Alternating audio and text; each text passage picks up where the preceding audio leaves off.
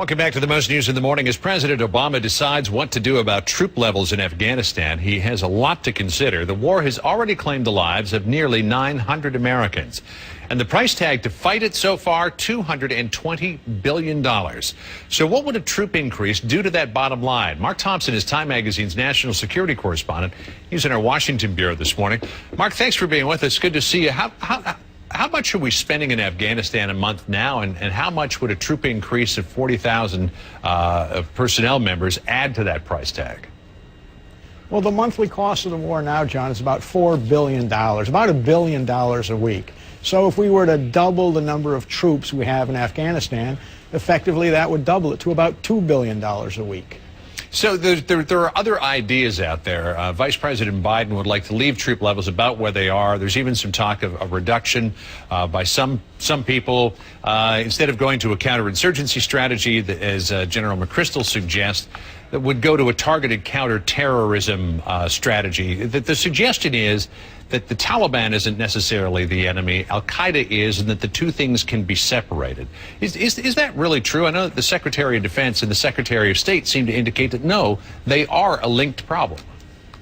Well, plainly, one supports the other. The Taliban reinforces Al-Qaeda in its anti-U.S. terrorism mission, both in this part of the world as well as around the world. But a lot of the Taliban essentially are economic Taliban. Vice President Biden has suggested that 70% of the Taliban will work for whomever will pay them $10 a day. And so if that's true, and it's a theory that really hasn't been tested yet, whether it's through new crops or some other economic means of development, that we could wean the Taliban away from their alliance with Al-Qaeda, this war could have a very different face. Now, on that point of paying people not to fight against you and not to be your enemy, it was tried in Iraq with some success. The Sons of Iraq program, going out to Anbar province and the militant fighters out there. I think they were paid about $300 a month. General Petraeus last year talked about that strategy. Let's listen to what he said, and I'll ask you about whether or not it could be potentially applied in Afghanistan. These volunteers have contributed significantly in various areas, and the savings and vehicles not lost because of reduced violence, not to mention the priceless lives saved, have far outweighed the cost of their monthly contract. So he says that, when you look at a cost-benefit analysis, the benefit far outweighs the cost. Could that be applied to Afghanistan, and what would the economics of that be? Well, some intelligence experts have been bouncing this around, and I'm not sure yet how seriously it's being taken inside the councils of the U.S. government.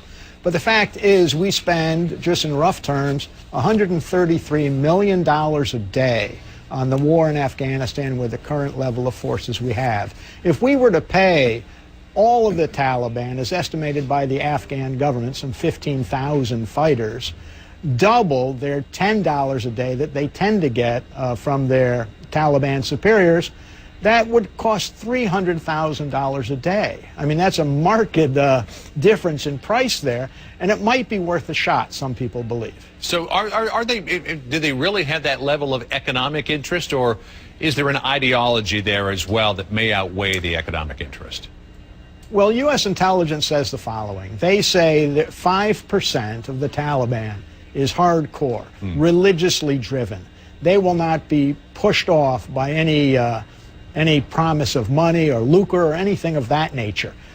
Seven out of 10 are economic Taliban, and it's that middle 25% that could go one way or the other. But even if you lump all those in with the 5% of hardcore, what they're basically saying is 2 out of 3 can be bought off, or, to put it another way, gainfully employed doing something else other than fighting Americans. Now what about politically, Mark? Can you sell the idea that the Taliban was the organization that gave safe harbor to the terrorists who committed the 9/11 atrocities? Can you politically start paying these people not to fight you? Well, I think what you have to do is you have to sell the American people on the notion of bringing some sort of stability and development to one of the poorest nations in the world. If you're able to do that, I think Americans will sign up for it in a heartbeat, simply because they acknowledge that the bulk of the people we are fighting in Afghanistan are you know, just driven by economics, whether they're developing or growing poppies, whether they're being paid $20 a day to plant IEDs against American forces. If we can pay them $20 a day not to plant those forces and to engage with us in developing their country, I think that's a pretty good deal for both sides. Just to pay them to stay home. Well, it's an interesting idea. Mark Thompson, national security correspondent for Time Magazine. Good to talk to you this morning, Mark. Thanks for coming in. Thank you, John. Karen?